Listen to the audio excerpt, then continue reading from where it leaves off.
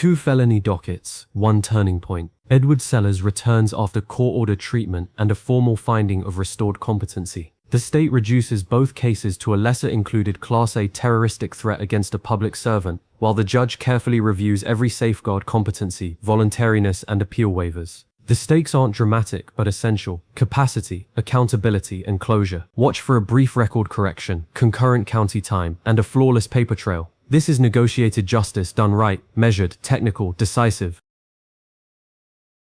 Give me just a second. Looks like we're on, are we doing the same on both of these? Same on both. Okay, let me, If we may, Judge, with the court's permission, go on the lesser included offense of a terroristic threat of a public servant. yes. That offer was made based on a couple of facts, obviously taken into consideration that he has now been found competent. The court would take judicial notice of that. I think that played into the offenses themselves, the fact that he was previously incompetent and now has received treatment, as well as his medical condition. The court has also given me time at a past setting to make inquiry as to the status of his lawsuit against the jail. I have done that on multiple occasions with our civil division, and it's my understanding that there is nothing pending. Okay, thank you very much, Ms. Malfino. All right, sir, you're Edward Sellers. Yes, ma'am. And I'm going to take judicial notice of the court's file in each of the cases, and that specifically that Mr. Sellers was previously found not competent to stand trial, was sent to the John Dunn Behavioral Science Center for competency restoration. I received a report November 25th, 2024 from that facility. That was done by Dr. Stephen Coates, and it is his opinion in that report that Mr. Sellers had regained a competency and that he was currently competent to stand trial. Is there any other evidence with regard to competency? No, Judge. Not mistaken. Excuse me. Then at this time, based on those reports, if I haven't already in a prior hearing, I am going to find that Mr. Sellers is currently competent to stand trial. All right, and will he waive the formal reading of the indictment in each case? He does. Mr. Sellers, in cause number 24 DCCR 0386, the state has elected to proceed on the lesser included offense of a Class A misdemeanor terroristic threat of a public servant. That's from December 19th of 2023. And how do you plead to that charge? Guilty. Are you pleading guilty freely and voluntarily? Yes. And because you did what they charged you with? Yes. And then, all right, give me just a second to make the proper notations before I...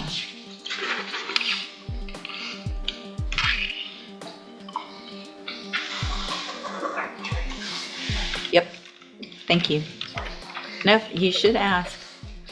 I keep doing this wrong.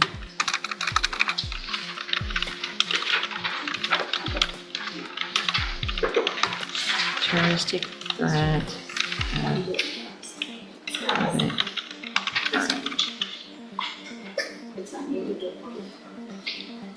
Okay, now, and cause number 24 DCCR 1927, the state is also elected to proceed on the lesser included offense of a Class A misdemeanor terroristic threat of a public servant. And that is from August 5th of 2024. And how do you plead to that charge? Guilty. Again, are you pleading guilty freely and voluntarily? Yes. And because you did what they charged you with? Yes. In each of these cases, I have here on the computer some documents that have your signature on them that the state has marked as exhibit number 1. Before you signed these, did you go over them with Mr. Lewis? Yes, ma'am. Do you fully understand them? And do you understand, if I follow the agreements that you've made with the district attorney, that you will be waiving or giving up any right to appeal? Okay. Yes, ma'am. So if I follow the agreement, you can't change your mind later and appeal. You understand? This is the quiet moment where most cases are won or lost on paperwork and waivers. The state presents Exhibit 1. The court verifies the signatures and the defendant confirms there will be no appeal if the deal holds. There's no drama here, only precision, the kind that withstands transcript scrutiny and time. Your signature's not on one of them. And are you a U.S. citizen, sir? Yes, ma'am. State tenders number 1 in each case. No objection, Judge. It's admitted in each case. All right, Mr. Sellers, in each of your cases, I'm again finding that you entered your pleas of guilty freely and voluntarily. Find again you're mentally competent, you understand the nature and the consequences of these pleas. And cause number 24, DCCR 0386, find sufficient evidence to find you guilty, and at this time find you guilty of the Class A misdemeanor of harassment by a person in a correctional facility. Sentence you in accordance with your agreement to a term of 1 year in the Jefferson County Jail. You will receive credit on that sentence for any time that you've been in custody that the law gives you the right to receive. And cause number 24, DCCR 1927, also find that you entered your plea of guilty freely and voluntarily. Find that you're mentally competent, understand the nature and the consequences of that plea. Find sufficient evidence to find you guilty, and at this time find you guilty of the Class A misdemeanor, terroristic threat of a public, I said it wrong in the one previously, I'm sorry. In each of these cases, you are found guilty of the Class A misdemeanor, terroristic threat of a public servant, and then sentenced to 1 year in the Jefferson County Jail. These sentences will run concurrently, which means together at the same time. And did I print the second one? Not yet. Okay. I'm going to hand you in each of your cases the trial court certifications that shows that these were agreements that I followed, and so you've waived your right to appeal.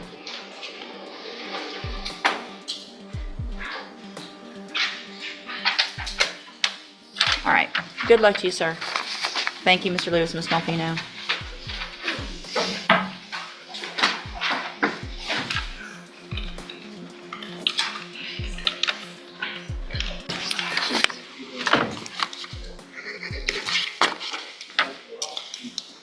Okay, let me get this pulled up.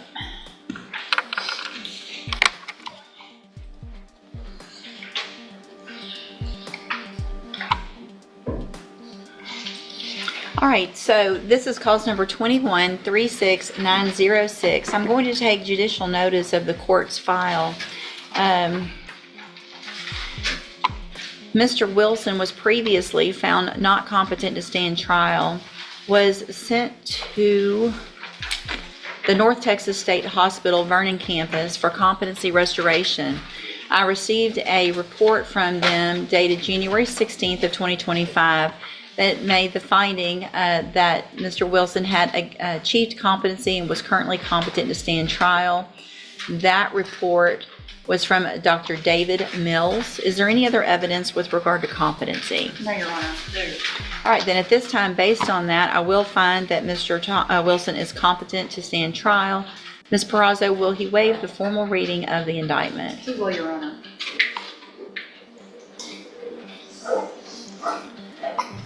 And are we going on both counts?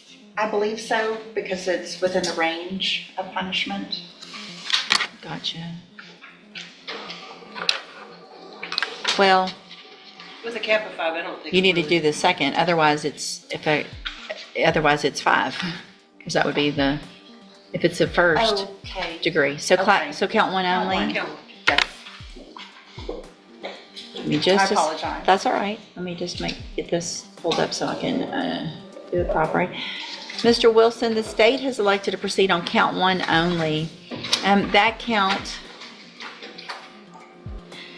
alleges that you committed the second-degree felony offense of aggravated assault November 4th of 2020. And how do you plead to that charge? Not guilty. Okay. So do you want, it's my understanding that you were going to enter a plea of either no contest or guilty so that we would go forward with an agreement that you have. Is that not what you want to do? I told him no contest. Okay, so you talked to Ms. Perazo about your case, right? And what I see here on the paperwork is that the agreement is that you would be leaving your punishment up to me if we go forward today. And that would be for a cap of 5 years, which means I can sentence you to 2 years, 3 years, 4 years, 5 years. I can consider probation. Will depend on all the information that's given to me at a later hearing date. But if in order to go forward with this, it's either a plea of guilty or no contest. If you plead not guilty, then we have a jury trial And if they find you guilty, then they sentence you anywhere in the range of punishment. Do you understand? So what do you want to do today? Want to fight this charge? You want to fight the charge? So you don't want to plead no contest? 5 years. That's just for nothing. I'm sorry? I was just telling the 5 years, it's taking probation. Okay, that's completely different than what you just told me, so. I'm still thinking on this, though. Well, here's the thing, Mr. Wilson, listen real carefully, okay? Because I want to make sure you understand. Nobody's trying to talk you into anything today, but we want you to understand what your possible consequences are if you go to trial and what your options are today. Ms. Peraza, hang on. Mr. Powell, listen real carefully, okay? Don't talk over me. Let me talk, and then if you have something to say, I'll ask you about that, okay? So I know Ms. Peraza has met with you and gone over everything. She has reviewed all of the evidence in the case, and so I advise you to listen to her. However, the decision is yours on what you want to do. So because you have a prior burglary of a habitation conviction back from 2011, if you go to trial on this case and a jury finds you guilty, the range of punishment changes from a second-degree felony to a first-degree felony, and that jury could sentence you a minimum 5 years up to the rest of your life in prison. Now the stakes climb fast. On the table, a no contest offer capped at 5 years, or a jury trial where one prior conviction could boost the range to life. The judge isn't pushing fear, she's enforcing clarity. The choice belongs to Wilson, but the mouth is merciless, and every word lands on the record. So do you understand what could happen and the consequences are if you go to trial? In 5 years, I know they're going to give me lifetime. Well, I just want to make sure you understand that they could give you anywhere in that range of punishment, right? You understand that? And so today, what y'all have talked about and what Ms. Barrazo looks like thought you agreed and you signed these papers is that you would plead no contest, which means you're not necessarily saying you did it, but you're not contesting it. I understand, and we all understand, that at the time of this offense, there may have been things going on in your life that maybe you don't remember it all correctly or whatever. And I was going to allow that plea of no contest, and then that would be for you to leave your punishment to me. But I can't give you more than 5 years in prison because of that agreement that y'all have made. I could give you 5, I can give you 4, 3, 2, I can consider probation. It'll all depend on some more information that I get when we come back later. So you have to decide today if you want to do that and take that plea, that offer of cap of 5, or if you want to go to trial and let a jury decide. I want to do what you just said today. You want to do that today. So then you have to enter a plea to do that of either guilty or no contest. So I'm going to go back over this again, and I'm going to ask you how you plead. And I don't want you, there's no pressure on what to do. I just want you to understand what your options are. So to the offense of aggravated assault that happened on November 4th of 2020, how do you plead?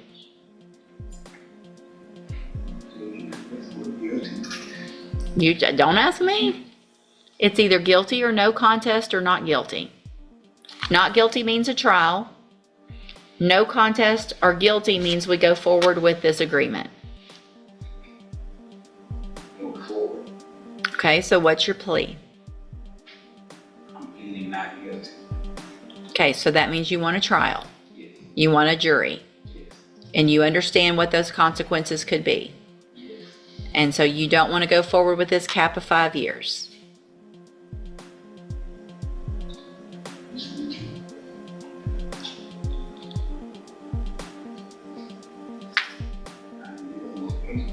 Well, you don't know what it's going to be today. But what you do know is that it can't be worse than 5 years if you take this deal today. If you go to trial, it could obviously be much worse because it can be anywhere up to the rest of your life in prison. Today, the only thing you know is that it can't be worse than 5. It could be better than 5, but it can't be worse if you take responsibility and say, I'm not contesting this. If you didn't do it, if you think you are completely not guilty, didn't do it, then we'll have a jury trial. Is that what you want to do? Yes. All right, we'll get it set for trial. I'll delete the paperwork. Thank you, Your Honor. Very much. All right. Ms. Peraza will begin preparation for trial. You can go back with the bailiff.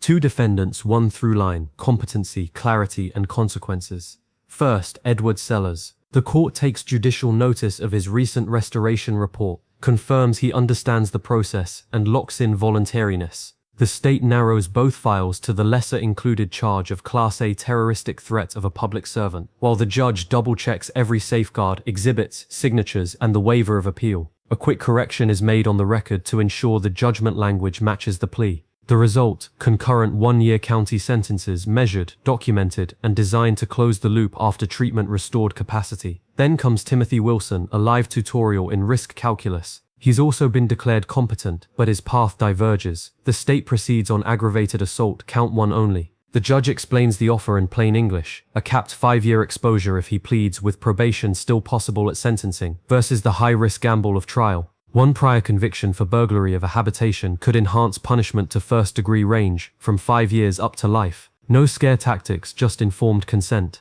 Wilson hears it all and chooses a jury. Together, these moments spotlight how criminal courts balance mental health realities with public safety and due process. Sellers' outcome shows how restoration enables resolution when capacity is verified and rights are knowingly waived. Negotiated justice can be swift and proportionate. Wilson's choice underscores defendant autonomy and the court's duty to build a clean record. Advisements, ranges, and trade-offs all spoken aloud so the decision is undeniably informed. One case finds certainty, the other embraces uncertainty, both legitimate expressions of justice working as designed. Legally, 3 takeaways stand out. First, competency isn't a checkbox, it's the gate to everything else, and this record proves it's treated as such. Second, lesser included pleas remain vital tools for proportional accountability, especially when treatment and context factor in. Third, enhancement warnings redefine the terrain. A 5-year cap today can look very different from an open-ended jury exposure tomorrow. Your turn. Did Sellers' concurrent county time strike the right balance after restoration? Should Wilson have taken the 5-year cap, or is a jury the only path when you believe the facts are on your side? And how should courts weigh mental health history when crafting fair outcomes? If you found these cases as compelling as we did, hit that like button, drop your thoughts in the comments, and subscribe for more sharp, eye-opening courtroom breakdowns.